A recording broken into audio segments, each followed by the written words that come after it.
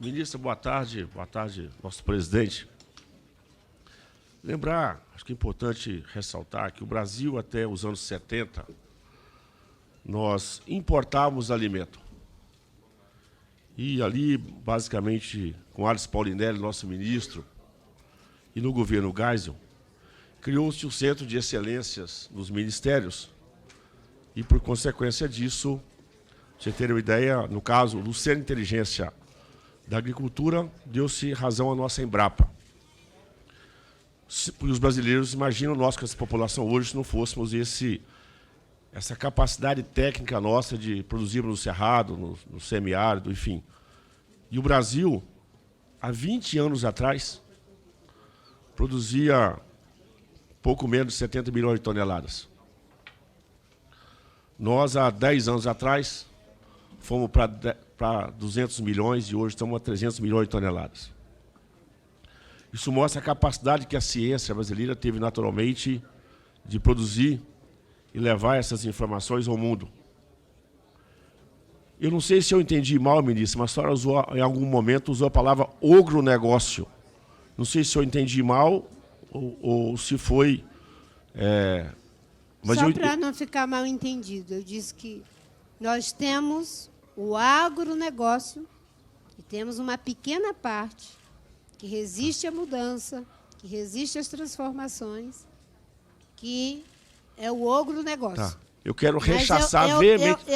Eu não generalizei. Eu quero rechaçar veementemente a expressão que a senhora usou, mesmo para uma minoria. A senhora foi muito infeliz. Mais uma vez, a senhora usou a expressão infeliz, que vai, naturalmente, estar na mídia, mas a senhora foi muito infeliz. Mais uma vez, atingiu desrespeitosamente os produtores brasileiros. Mas isso é só para registro. Eu discordo. E a senhora vai lacrar, naturalmente, com esse tema aqui, mas isso foi uma infelicidade. Imagina se nós fizéssemos isso. Desculpe, deputado, mas eu sou uma mulher preta, pobre, que chegou aqui porque ralou muito, não é porque lacrou. Eu usei apenas uma expressão.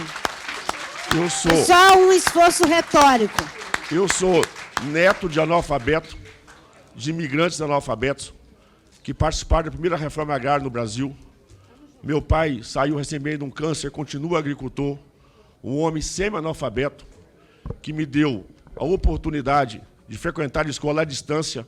Eu não estudei ao lado da minha casa, com muita dificuldade, fiz faculdade trabalhando na roça, portanto, também tenho as minhas convicções, a minha história de vida, com a qual eu tenho muito orgulho, naturalmente. E rechaço novamente, porque essa palavra aqui, ela pode repetir. Tem muitos agricultores no Brasil que nunca tiveram oportunidade de ter assistência técnica, não tiveram oportunidade de ter uma extensão rural, são sobreviventes com a luta do suor do seu trabalho e da sua história, como o meu avô foi, que nos deixou recentemente, há quase 100 anos de idade, um homem que o Estado brasileiro não deu a ele a oportunidade de aprender letras, muito mal sustentacional. Portanto, também tem muito orgulho desses homens que, usando da sua força, desbravaram esse país e hoje alimentam 1 bilhão de pessoas. Sendo mais objetivo aqui agora também, aí uma pergunta mais técnica,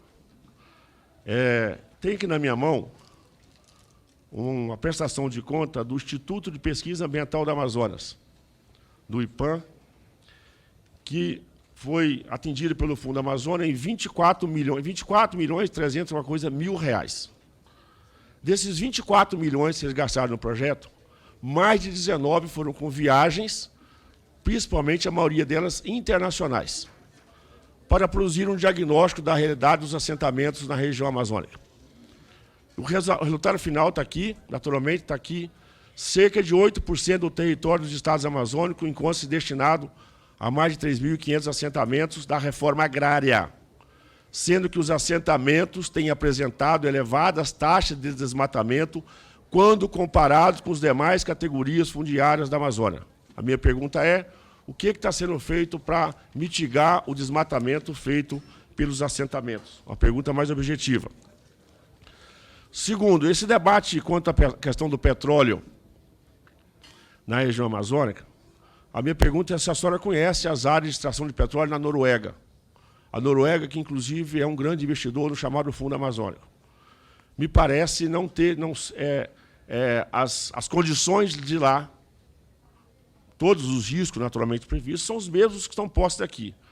Se nós não podemos fazer a prospecção que a Petrobras quer fazer naturalmente, qual é a razão de eu aceitar dinheiro da exploração de petróleo da Noruega? A mesma linha dos fertilizantes. O Brasil é dependente hoje de 85% do fertilizante que usa, principalmente o potássio.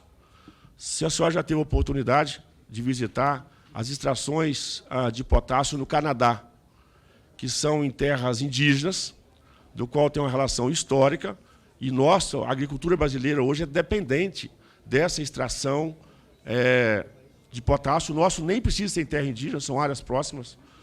Como explicar isso? Eu posso comprar potássio numa região de terra indígena no Canadá e, naturalmente, poderia estar potencializando isso na produção brasileira aqui, que isso é extremamente importante. Quanto à questão de chuva, que a senhora citou a região amazônica, há controvérsias. Os oceanos também têm um impacto muito forte nas nossas chuvas. Não estou tirando o mérito da Amazonas, mas é preciso também não achar que a Amazônia ela é sozinha responsável por isso. A nossa pressão, a questão de chuva tem muita relação também com os oceanos. Então, é preciso fazer essa nossa divisão. Queria compreender da senhora que o maior poluidor do Brasil não é o agronegócio, igual às vezes pinta. É a falta de saneamento básico nos perímetros urbanos do Brasil. A concentração urbana. E, naturalmente, o governo que a senhora Vossa Excelência representa, por um capricho do ministro Rui Costa, tentou desmanchar o novo marco do saneamento, tentando voltar ao modelo passado, que realmente não funcionou, com a avaliação que a senhora faz sobre isso.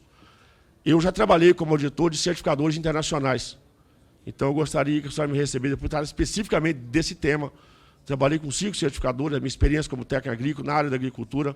Trabalhei muito em certificadores internacionais e eu conheço tecnicamente como que isso funciona, e esse debate tem que ser aprofundado. Porque a Europa, que às vezes vem trazer esses acordos para cá, é a Europa que está em guerra, é a Europa que desmatou, é a Europa que tem os maiores centros hoje de produção de agroquímicos, que está no combate, e, naturalmente, a Europa do racismo. Então, nós temos que engrossar a discussão com a Europa, porque a Europa não é essa referência toda igual eles gostariam que fosse, naturalmente. Se a senhora conhece a região dos Yanomami na Venezuela, como que é a questão da preservação ambiental, da extração do ouro e dessas certificações na região Yanomami da Venezuela, só para tratar desse tema. A Holanda, que a senhora citou, imagino que a senhora tenha feito diversas visitas à Holanda, imagino que sim. A Holanda, o processo de licenciamento ambiental na Holanda, principalmente os grandes, é um autolicenciamento. E o Estado depois vai ver a verificação e controle. Gostaria que a senhora também incentive o autolicenciamento aqui no Brasil. Se a senhora concorda em realmente tirar o bioma Mata Atlântica do Código Florestal, que é um absurdo, o Brasil não pode ser dividido ao meio com 2 leis diferentes, eu acho que manter o Código Florestal é extremamente importante.